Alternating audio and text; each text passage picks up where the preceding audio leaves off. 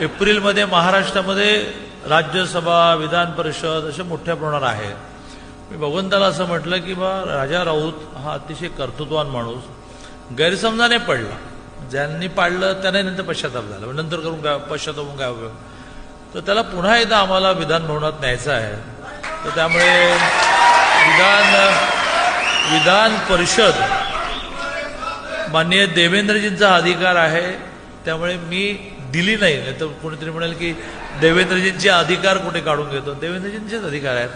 भगवंताला प्रार्थना केली की देवेंद्रजी ह्याला विधान परिषद देऊ दे,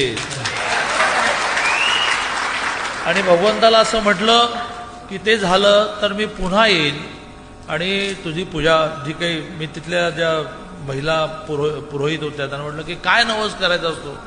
तर म्हणाला की पुन्हा दर्शनाला येईल म्हणा. म्हटलं आणि काय म्हणू. तर म्हणून पूजा करेन म्हणा.